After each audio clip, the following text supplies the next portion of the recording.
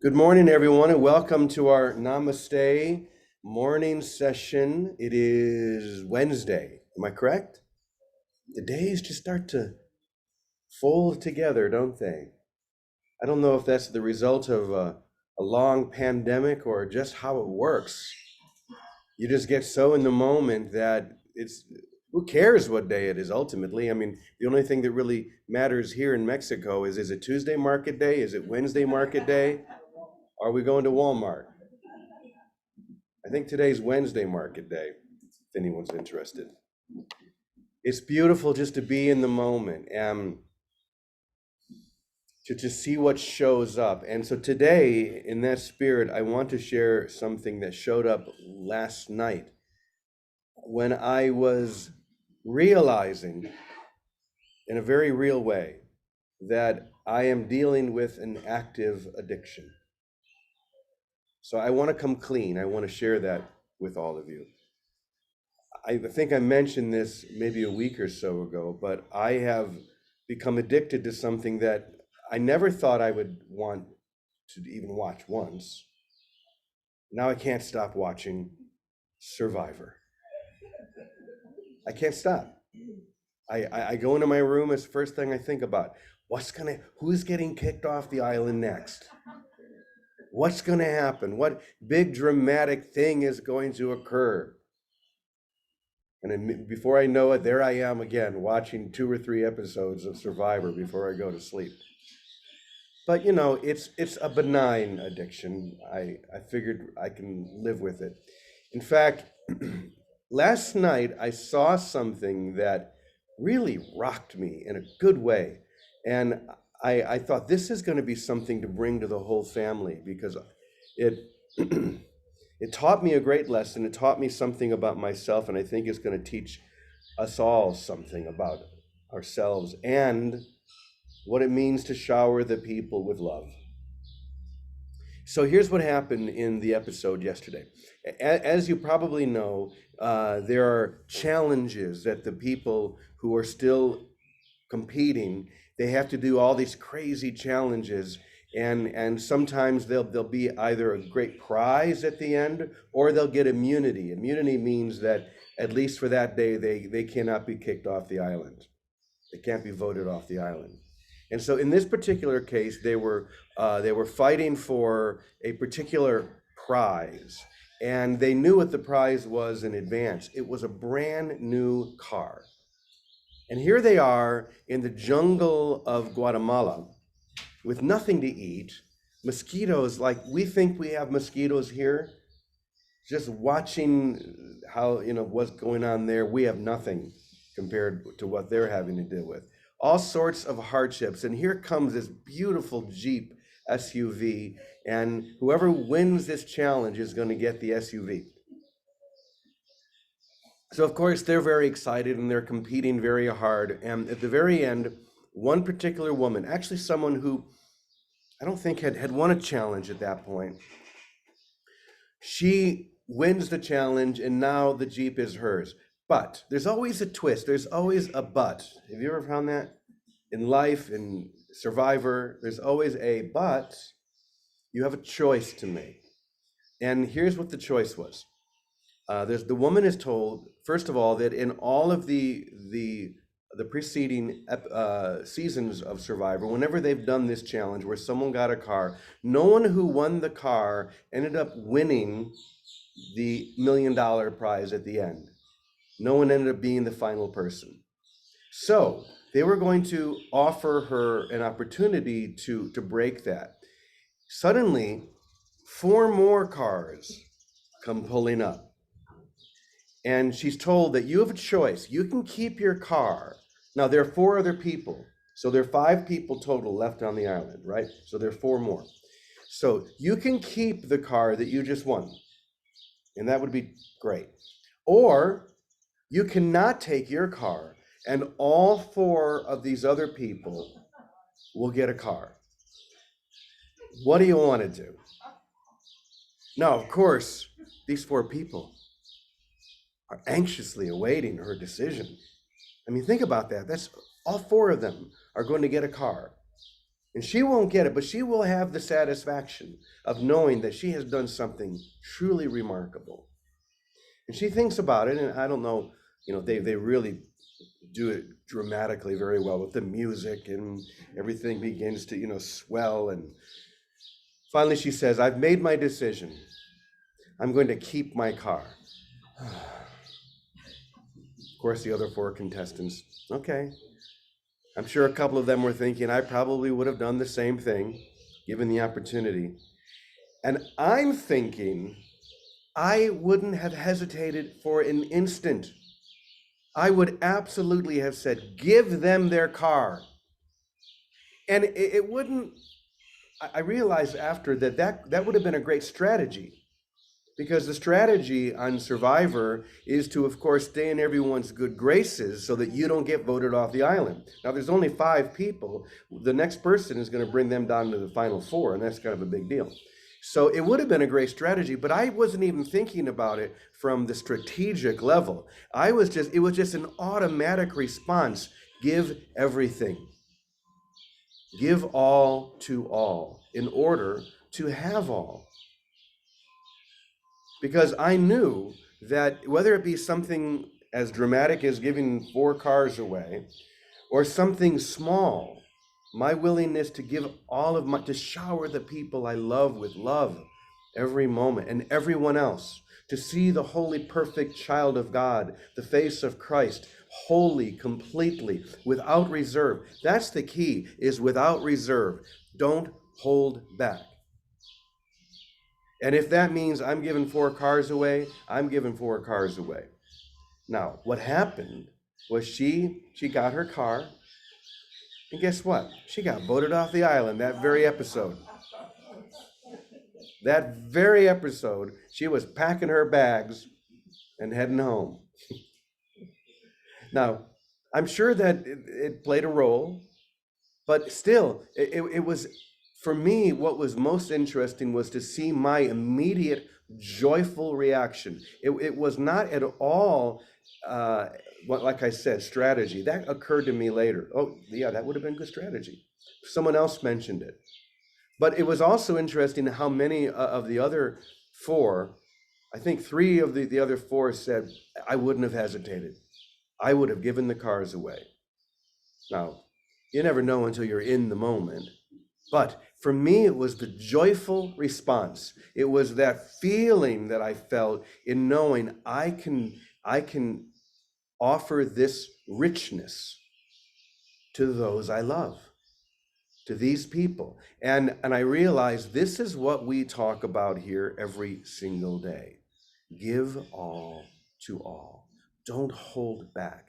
Any hold back is my need to assert my identity and to win the game, to conquer the others, to be the one that ends up on top, however you want to see it.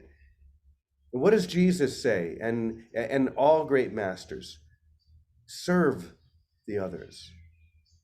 Be okay being at the bottom. If you want to be first, you must serve the others. Take the last position. Because this world that you think that you are trying to win a game in, like that Survivor world, for example, is not a real world. That little group on that island, they have cameras everywhere. There are all sorts of things going on to create the illusion that this is a real world, that these people are really going through this. They're not, just as we aren't. Yes, we find ourselves here engaged in these relationships. We find ourselves moving through these challenges, just like on Survivor.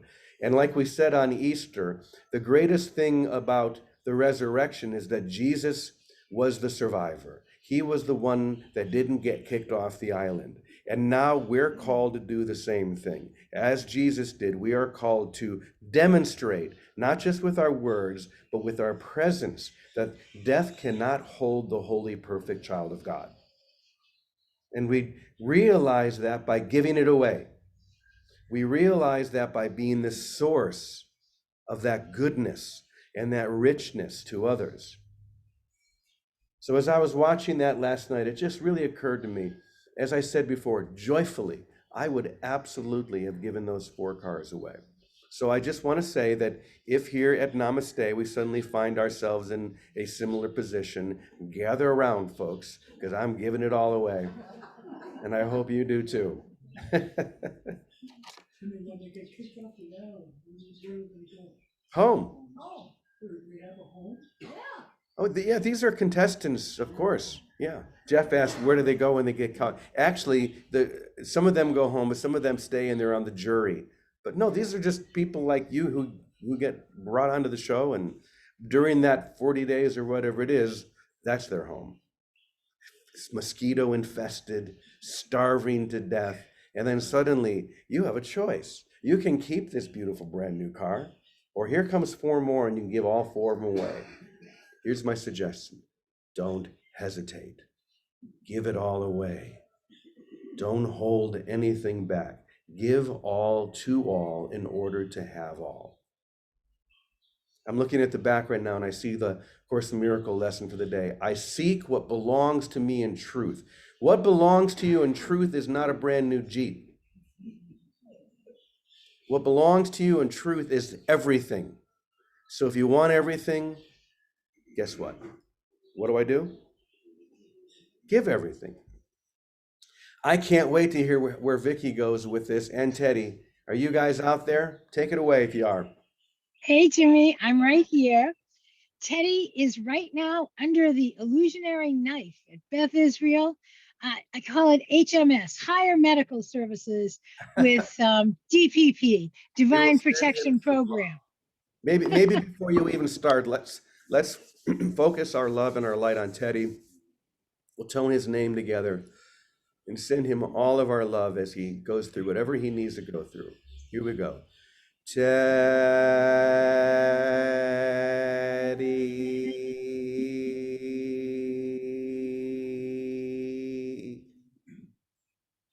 Okay.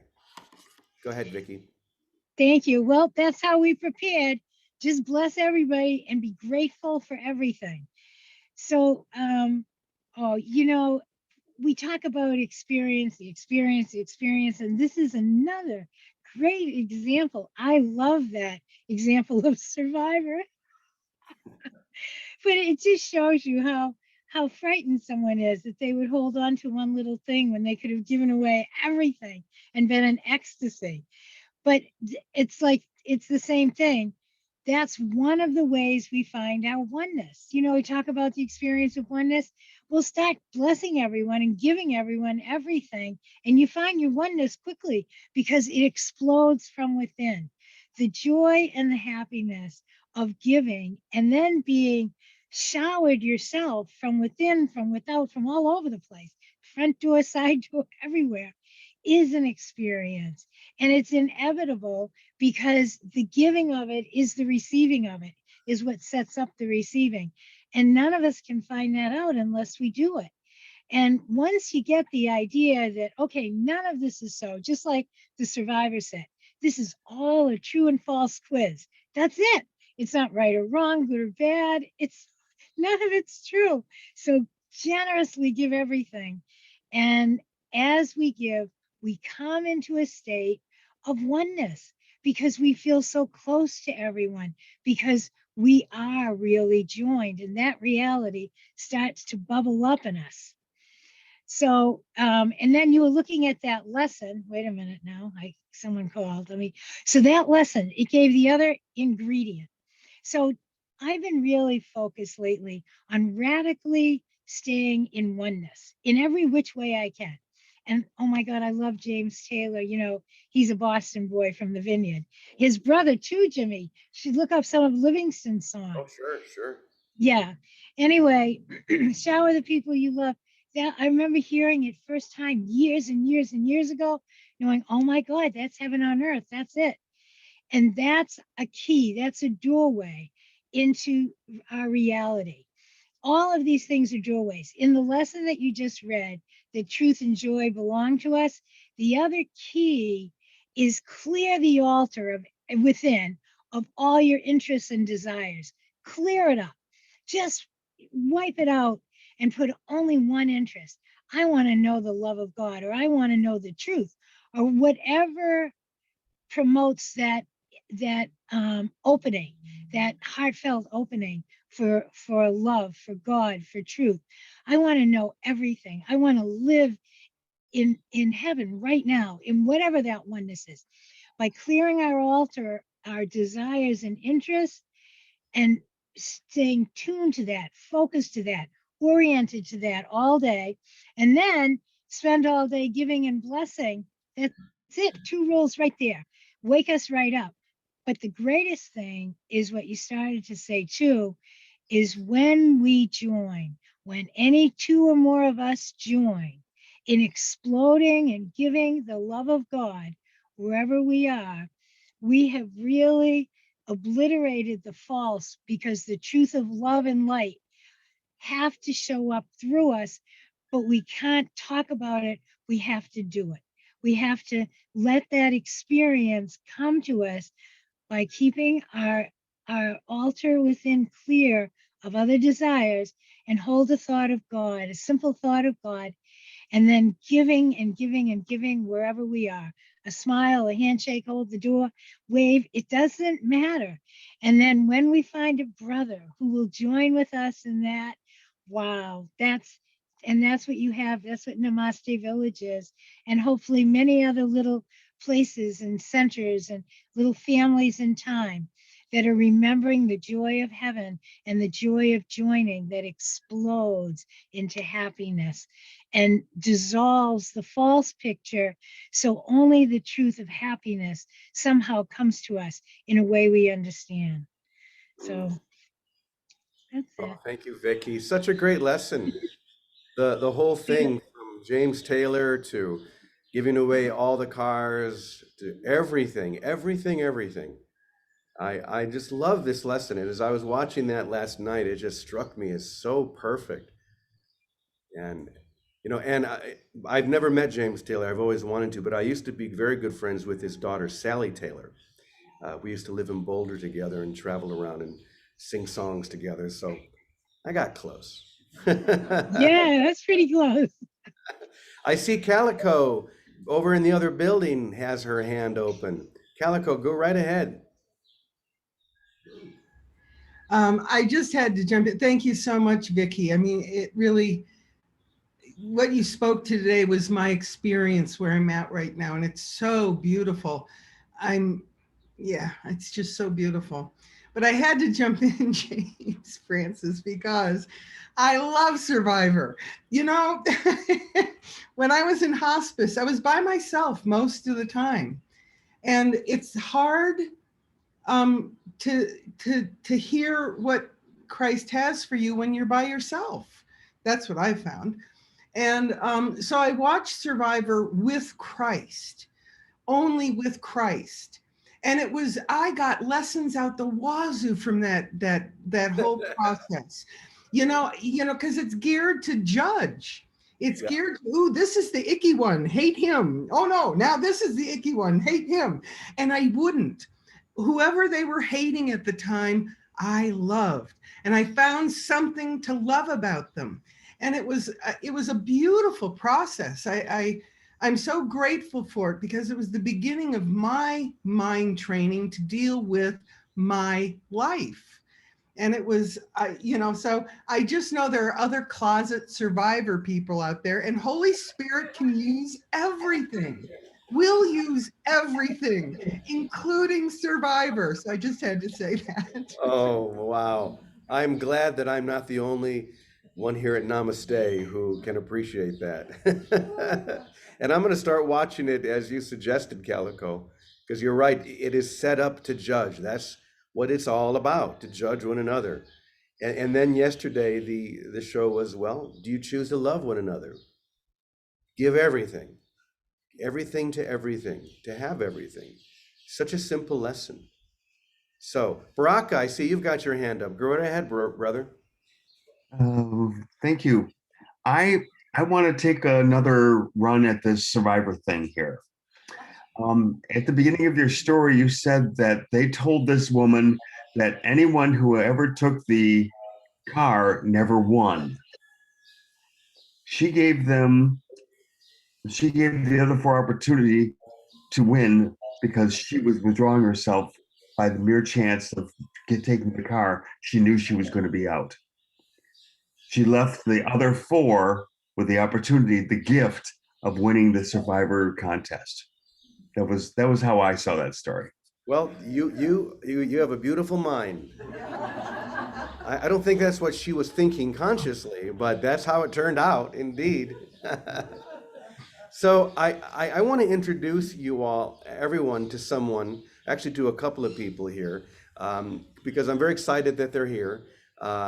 David MacArthur and his wife Catherine arrived here yesterday. David is a long-time Unity minister, a very, very well-respected minister within the Unity movement. And yesterday, he and Catherine arrived here at Namaste. They're going to be here for 6 weeks. They're going to be sharing sessions. They'll be doing the Sunday session, more of a Unity style meeting that we're going to be having starting this coming Sunday. And I just want to introduce them and say, David, would you like to come up and share anything? No? I'm enjoying listening to you. What a treat. I'll just turn it around so you can at least wave. So give us a wave. There's David and Catherine. So you'll be hearing more from them as we go, but I just wanted you to know that we're so excited and happy that you're both here with us. All right. What a beautiful session. Let's see if there's anyone else.